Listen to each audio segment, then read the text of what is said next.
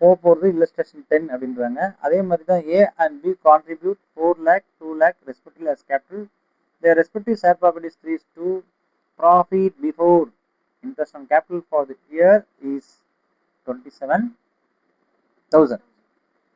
Profit before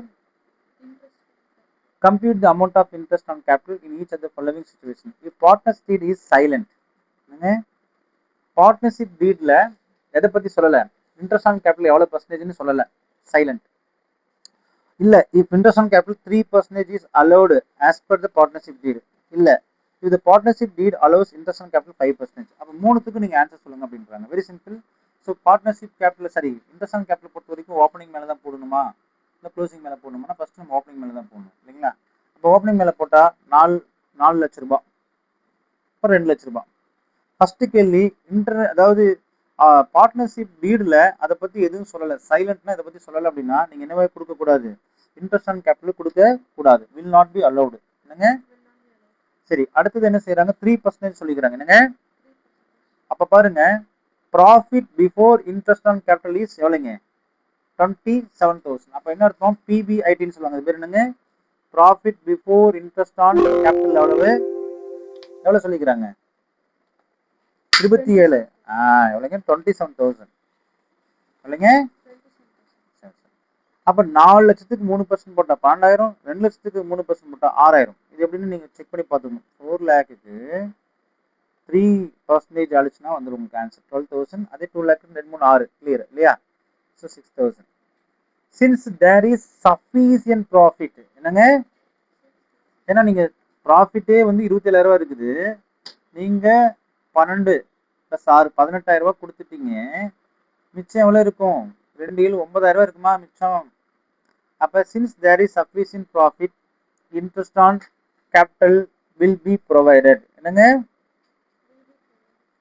கொடுக்கலாம். ஏன்னா எங்கிட்ட 27,000 ப்ராஃபிட் இருக்குது, 27,000 ப்ராஃபிட் இருக்குது. ஆனால் இன்ட்ரெஸ்ட் ஆன் கேபிட்டல் கொடுத்து எவ்வளோதான் இருக்குது, 18,000 தான். அது கொடுத்தது போக மிச்சம் எங்கிட்ட எவ்வளோ இருக்குது, 9,000 இருக்குது. அப்போ நீங்கள் கொடுக்கலாமான்னா தாராளமாக கொடுக்கலாம். அது கொடுத்தது போக பணம் இருக்கணும். சரி, அடுத்த கேள்வி பார்ப்போம். 5% கொடுக்குறாங்க. என்னது, இன்ட்ரெஸ்ட் வந்து என்ன செய்யறாங்க, 5% கொடுத்தா 4 5 20 20,000, 2 5 10 30,000. ஆனா உங்களுடைய ப்ராஃபிட்டே எவ்வளவுதான் இருக்குது, இன்சஃபிஷியண்டா இருக்குது. ஏன்னா 27,000 தானே இருக்குது. ஆனா நீங்க எவ்வளவு கொடுக்கணும், அப்ப -3,000 வந்துருமா? அப்ப இன்சஃபிஷியன்ட் சொல்லுவாங்க.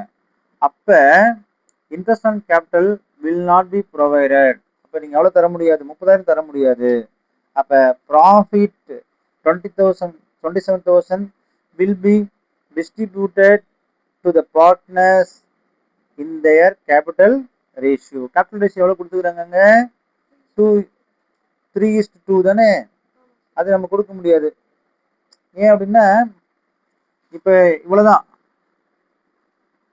2:1 வந்துச்சா, இன்ட்ரெஸ்ட் ஆன் கேபிட்டல் வந்து எவ்வளவு இருக்குது, 2:1 ரேஷியோ. அப்படின்னா since the profit is insufficient, interest on capital will not be provided. Profit 27,000 என்னங்க will be distributed to partners in their capital ratioன்றாங்க. அப்ப what is their capital ratio அப்படின்னு பாத்தீங்கன்னா இதுதான் கேபிட்டல் ரேஷியோ. என்னங்க 4:2. என்னங்க அதான் என்ன செய்யறேன், சிம்பிளிஃபை பண்ணி 2:1 சொல்றாங்க. புரியுதுங்களா?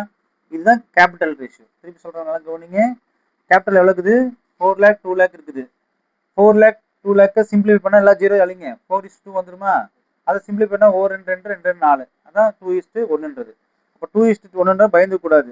சரி, ஏன் சார் 3:2 போகக்கூடாதுன்னு கேட்டா, உங்களுக்கு கேபிட்டல் அதாவது ப்ராஃபிட் இன்சஃபிஷியன்டா இருந்தா நம்ம எங்க தான் போய், எந்த ரேஷியோ தான் போய் ஆகணும், கேபிட்டல் ரேஷியோ தான் போயவான்னு தவிர இவங்களுடைய ரெஸ்பெக்டிவ் ஷேர் ரேஷியோ 3:2 என்ன செய்யக்கூடாது, எக்காரணத்து கொண்டும் எடுக்கக்கூடாது அப்படின்றது இதுல முக்கியமான விஷயமா கருதப்படும். இது முக்கியமான சமம் கூட. இன்சஃபிஷியன்ட் ப்ராஃபிட் இருந்தா நீங்க இன்ட்ரெஸ்ட் ஆன் கேபிட்டல் தரவே கூடாது. என்னங்க இன்சஃபிஷியன்ட் ப்ராஃபிட் இருந்தா என்ன செய்யக்கூடாது, இன்ட்ரெஸ்ட் ஆன் கேபிட்டல் பண்ணக்கூடாது. அதே போல இன்சஃபிஷியன்ட் ப்ராஃபிட் வந்ததுக்கு அப்புறம் ப்ராஃபிட் வந்து அந்த ரேஷியோ கொடுக்க முடியாது, எதில் கொடுக்கணும், கேபிட்டல் ரேஷியோ தான் கொடுக்கணுன்ற கண்மையோட இந்த சம் முடியுது. தேங்க்யூ.